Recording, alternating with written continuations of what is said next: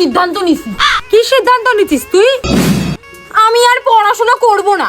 তুই এমনিও যা পড়াশোনা করিস, এতে তোর মা বাবার খাতা কলম কিনাই লস হয়ে যায়।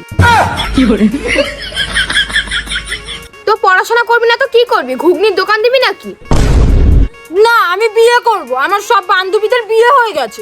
আমিই তো এখনো বিয়ে করতে পারলাম না, তুই বিয়ের কথা কি করে বলিস? তোরা কি জানিস আমার বান্ধবীর বড়দিদি বিয়ে করে কত সুন্দর শান্তিতে রয়েছে? আমি কিছু জানি না। আমার জন্য কালকেই ছেলে দেখতে যাবি তোরা। ওই এতই যে বিয়ে করার ইচ্ছা, বিয়ে করে বরকে খাওয়াবি কি?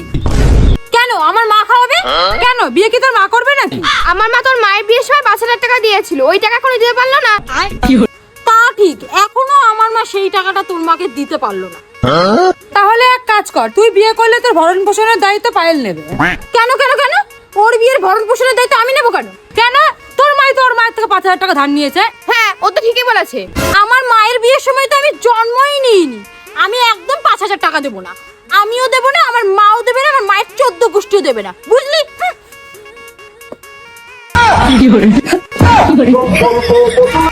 কি hore